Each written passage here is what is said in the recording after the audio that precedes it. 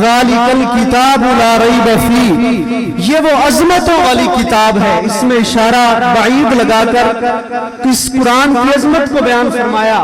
ذالک الکتاب لا ریب فیہ، یہ وہ عظمتوں والی کتاب ہے کہ جس میں شک کی کوئی گنجائش نہیں ہے۔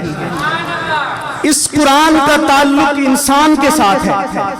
یہ قرآن انسان سے خطاب کرتا ہے، کہیں تو رب العالمین یا ایھا الناس کہہ کر انسان سے خطاب کرتا ہے، اے انسانوں، کہیں یا ایھا الذین آمنوا، اے ایمان والوں کہہ کر انسان سے خطاب کرتا ہے، اور کہیں کسی اور انداز میں خطاب کرتا ہے۔ قرآن کریم کو شروع سے لے کر آخر تک جب ہم اس کو پڑھتے ہیں، اس کا مطالعہ کرتے ہیں، تو یہ بات روز روشن کی طرح ہمارے سامنے عیاں ہو جاتی ہے کہ قرآن وہ عظیم کتاب ہے کہ جس کا ایک ایک لفظ رب العالمین نے انسان کی ہدایت اور رہنمائی کے لیے نازل کیا۔ مجھے یہاں علامہ اقبال کی وہ بات بڑی خوبصورت یاد آ رہی ہے کہ پروفیسر نکلسن نے ان سے پوچھا، اقبال کیا تم یہ مانتے ہو کہ یہ قرآن اللہ کا کلام ہے؟ اقبال نے کہا میں مانتا ہوں یہ اللہ کا کلام ہے۔ اس نے کہا یہ بھی مانتے ہو کہ یہ وحی کے ذریعے نازل ہوا ہے؟ حکیم الامت علامہ اقبال نے فرمایا ہاں میں یہ بھی مانتا ہوں کہ یہ وحی کے ذریعے نازل ہوا۔ اس نے کہا یہ کیسے؟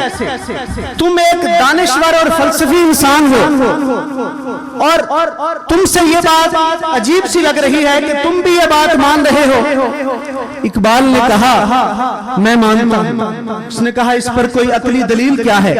اقبال نے کہا میں محمد عربی صلی اللہ علیہ وسلم کے غلاموں کے غلاموں کے غلاموں کا غلام ہوں۔ میں ایسا وقت آ جاتا ہے کہ جب بیٹھتا ہوں تو پوری غزل، پوری نظم، کئی اشعار میرے اوپر نازل ہو جاتے ہیں، الہام ہو جاتے ہیں، تو محمد عربی پر یہ قرآن کیسے وحی کے ذریعے نازل نہیں ہوا؟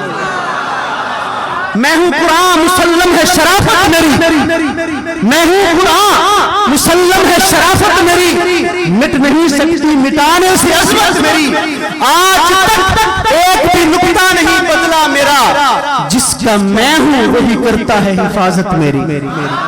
اور یہ قرآن وَإِنَّهُ لَتَنزِيلُ رَبِّ الْعَالَمِينَ نَزَلَ بِهِ الرُّوحُ الْأَمِينُ عَلَى قَلْبِكَ لِتَكُونَ مِنَ الْمُنذِرِينَ۔ یہ قرآن انسان سے مخاطب ہے اور یہ قرآن انسان کے اوپر نازل ہوا۔ اللہ فرماتا ہے عَلَى قَلْبِكَ، محبوب اس قرآن کو ہم نے آپ کے قلب موتر کے اوپر نازل فرما دیا۔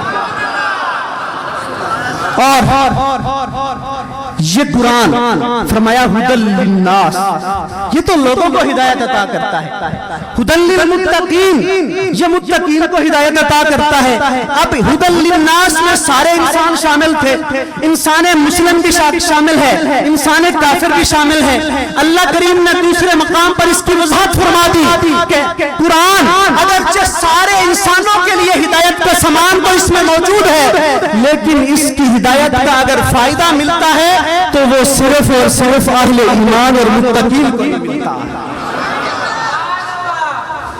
قرآن کا انداز بیان سب سے جدا ہے، قرآن کا انداز بیان سب سے جدا ہے، شک اس میں نہیں کوئی کہ یہ پیغام خدا ہے۔ اور پھر قرآن میں تمام علوم ہیں۔ قرآن ہمارے سامنے عقائد کے علوم کو بیان کرتا ہے۔ قل هو اللہ احد اللہ الصمد لم یلد ولم یولد ولم یکن له کفوا احد۔ عقائد عقیدہ رسالت کو بیان کرتا ہے۔ یا ایھا النبی انا ارسلناک شاہدا ومبشرا ونذیرا وداعیا الی اللہ باذنہ وسراجا منیرا وما ارسلناک الا رحمتا للعالمین لقد کان لکم فی رسول اللہ اسوۃ حسنہ۔ کہہ کر قرآن نے سیرت کے علوم کو بیان کیا، قرآن فقہ کے علوم کو بیان کرتا ہے۔ اقیموا الصلاۃ وآتوا الزکاۃ، قرآن منطق کے علوم کو بیان کرتا ہے۔ ھدی للناس اور ھدی للمتقین کہا، حد اوسط کو گرا دو تو نتیجہ کیا آئے گا علماء جانتے ہیں۔ اور پھر یہ قرآن کو عظمتوں والی کتاب ہے کہ یہ علم ریاضی کو بیان کرتا ہے۔ لا الہ الا اللہ، لا کہہ کر نفی کر دی، کوئی معبود نہیں ہے، لا الہ کوئی معبود ہے ہی نہیں سرے سے، الا کہہ کر اس نفی کا اس بات کر دیا۔ ریاضی کا قانون بن گیا کہ جب نفی کو نفی کے ساتھ ضرب دی جائے تو جواب جمع میں آ جایا۔ یہ قرآن علم کیمسٹری کو بیان کرتا ہے، یہ قرآن علم حیاتیات کو بیان کرتا ہے، یہ زوالوجی کو بیان کرتا ہے، وما وجعلنا من الماء كل شيء حي، یہ قرآن بانٹری کو بیان کرتا ہے، فیہا فاکہۃ والنخل ذات الاکمام، یہ قرآن فزکس کے علوم کو بیان کرتا ہے، والشمس تجری لمستقر لها لتركبن طبقا عن طبق، قرآن آنے والے زمانوں کی پیش گوئیاں کرتا ہے۔ اللہ کہتا ہے دنیا میں کچھ وہ انسان آئیں گے کہ وہ ایک طبق کو چھوڑ کر دوسرے طبق تک چلے جائیں گے، لترکبن راکبا، یرکب کا معنی ہے وہ سوار ہو کر جائیں گے، وہ پیدل نہیں جائیں گے، وہ کسی سواری کے ذریعے جائیں گے، وہ جائیں گے اس طبق کو چھوڑ دیں گے، اس طبق تک چلے جائیں گے، وہاں سے سارا کچھ دیکھ کر بھی آئیں گے، لیکن ان کی کیفیت کیا ہوگی؟